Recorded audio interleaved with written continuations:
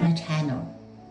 High in the mountains outside Madrid, where mist curls around the pines and the wind carries the echoes of old empires, there stands a building so vast, so silent, and so perfectly disciplined that it feels less like architecture and more like a command carved into stone. This is Escorial. To some, it looks like a fortress built by giants. To others, a monastery shaped by angels. But in truth, it is a creation of one man, a king whose ambition reached beyond earthly power, Philip II of Spain. A king determined to build a monument to victory, to faith, and to the destiny of his empire. And so he raised a structure that became all things at once: a palace, a monastery, a basilica, a road tube, a library, a school, a museum, and a symbol that the world would never forget. Today, we step inside this stony labyrinth to uncover the vision, the secrets, and the extraordinary story of Escorial. Part 1. The birth of an idea. The story begins with fire, steel, and a battlefield. In 1557, Spain achieved a decisive victory at the Battle of San Quentin.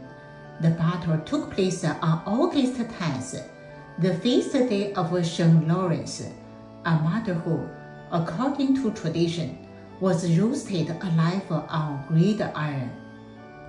Philip II, a devout and discipled king, believed this victory was no coincidence. He took it as a divine sign. He vowed to build a monument dedicated to St. Lawrence, a monument that would honor God, celebrate triumph, and becomes an eternal resting place of his father, Emperor Charles V. And so, the idea of Escorial was born. Part 2. Building the stone vision. Philip chose a quiet wooden landscape near the small town of San Lorenzo. In 1563, construction began, and Giù Baschettia do Toledo, an architect who had worked in Italy and brought Renaissance principles to Spain. When Toledo died 4 years later, his assistant, Giù Carrera, stepped forward. It was Herrera who transformed the project into something astonishing. A place defined not by decoration, but by geometry, discipline, and monumental simplicity. The work took 21 long years. It demanded such effort that the Spaniards created a new phrase for anything that seemed endless. It's called Escorial. It left the work of Escorial. When the final stone was placed in 1584, Europe had ever seen anything like it. Part 3. A fortress of faith and power. At first sight, Escorial is almost severe. Long granite walls, sharp lines, square towers rising like watchful senators. Its symmetry is so beautiful that people compare the layout to the grill of St. Lawrence. The style is known as Herrerian, pure, clean, mathematical. Philip II believed that true beauty came from production, not an ornament. This is a building that doesn't shout, it commands. Part 4. The Basilica, the heart of the complex. Inside the basilica, the scale becomes overwhelming. Herrera designed it in the shape of a Greek cross, perfect balance in every direction. A vast dome rises nearly 100 meters above the floor. Granite pillars support the space with silent strength. The interior is simple, almost austere, until you reach the high altar. There, bronze, jasper, and moss pieces by Titian create a burst of color and majesty, a reminder that this was not only a house of worship, but a royal symbol, faith and empire side by side. Part 5. The Royal Pantheon, the Chamber of Kings. Beneath the basilica lies one of the most solemn rooms in Europe, the Royal Pantheon. Its octagonal chamber is lined with polished jasper and bronze, glowing softly in the dim light. Here rest the kings of Spain, Habsburg and Bourbon, their sarcophagi forming a ring of royal legacy.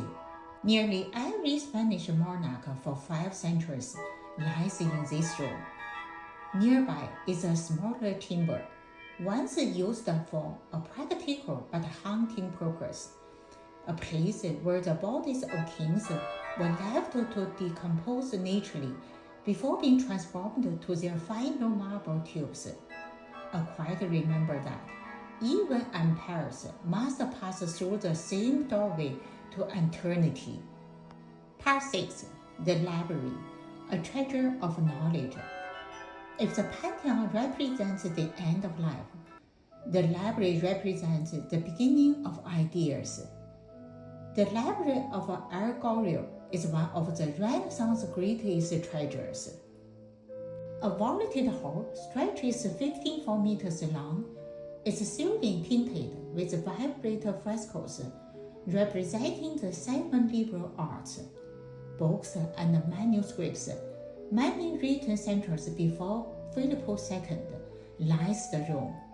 Some shelves displaying the spines involved to protect the portraits from light. Science, medicine, philosophy, astronomy, theology. Philip wanted nothing less than the intellectual heart of his empire. But a tragedy struck in 1671 when a fire destroyed more than 5,000 priceless codices. Even today, scholars mourn the loss. Yet, the library survived and remains a monument to knowledge. Part 7. Philip II's private world. Now, we enter Philip II's own rooms. Surprisingly, they are simple, almost monastic. A small bed, a desk, a few shelves. But one detail reveals everything about the king's mind. From his bedroom, a small window opens directly towards the basilica's high altar. Even when ill and unable to walk, Philip could see the Mass, hear the prayers, and stay connected to the spiritual rhythm that shaped his life. It was here, in this quiet room, that Philip II died. A king in a palace he built, yet in a space humbler than most of its chamber. Today, as visitors walk through the courtyards and corridors of Escorial, they feel the weight of centuries pressed into every stone. They see the legacy of a king who believed architecture could express the soul of a nation. They see the balance between faith and power, humility and gradual, silence and ambition. Escorial is not simply a building.